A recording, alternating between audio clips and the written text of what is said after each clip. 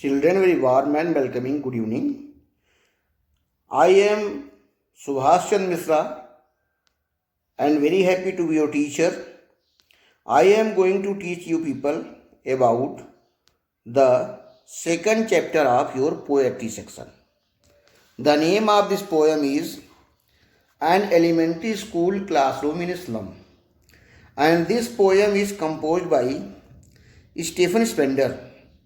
Children, this poem especially deals with the beautiful aspect of human behavior. Here, the poet talks about the slum school classroom, where the children are having some disturbances in their life.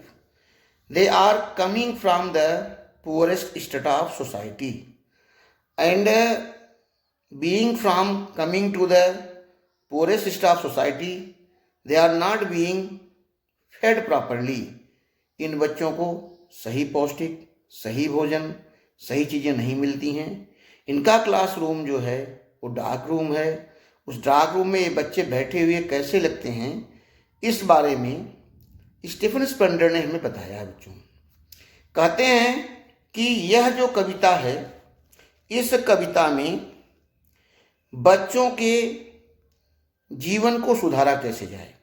जैसे आपने पीछे lost spring पढ़ा था, तो lost spring में जो भावनाएं थीं, उन्हीं भावनाओं को यहाँ और अच्छे तरीके से व्यक्त किया गया है. बच्चों, यह पोयम क्लासरूम के बारे में बताती है. वह क्लासरूम जो एलिमेंट्री स्कूल के स्लम में है. बच्चों, स्लम की क्लासरूम है. क्लासरूम में बच्चे बैठे हुए हैं.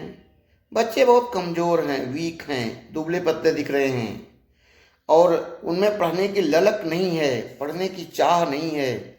इन बच्चों में पढ़ने की ललक नहीं है, पढ़ने की चाह नहीं है, और बच्चे जो है वो किस तरीके से बैठे हुए हैं, उसकी बहुत शानदार तुलना कवि ने की है. इन बच्चों के चेहरे जो हैं मुरझाए हुए हैं. इन बच्चों के जैसे शैवाल की जड़ काट दी जाए, किसी पौधे की जड़ काटी जाए तो पौधा सूखने लगता है, उस तरह से मुरझाए हुए बच्चे हैं. बच्चे पढ़ाई से डिस्ट्रैक्टेड भी हैं. इन बच्चों का ध्यान पढ़ाई में नहीं है. The children are very much the victim of malnutrition. They are not being fed properly, and their parents are also coming from very poor strata. They are not able to fully sustain the children. Here, the poet states that the children are carrying many illness from their parents. They are distracted in studies, and they are being offered in classroom such environment. That environment does not suit their surrounding. Their surrounding is full of dirt, full of slag, full of smoke. They are residing in very small rooms.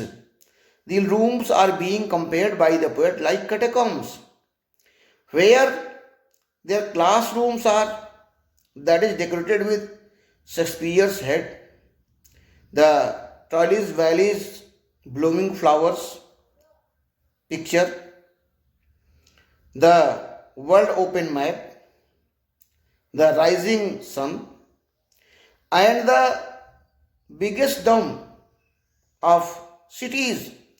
These all are not their real world. The children should be taught the real world surrounding them, and they must be taught how to upgrade themselves to escape from poverty. What can be the ways to them to escape from poverty? The children are in such morbid environment that they are not able to think what to do and what not to do. Here, these children are full of such behavior, such understanding, that The teacher must give them, the persons must give them, the inspectors, the officers, the governor. These people must then teach them to block the world. And by blocking the world, they can have the real way of life. These children must be taken to the natural scenario where they can be taught, they can be made to study about the surrounding of nature. These children can be taught about the positivity of life. The poet conclude with these feelings that the governor, the inspector, the visitor are the other people who can help these children to grow in their better life must help them. Here the poet appeals us, the readers, to our surrounding that we should help the persons who are in any ill-fed position. Children, this was all about the summary of this chapter, and I believe that you must be benefited of these studies. Have a very, very glorious learning. Thank you and good day.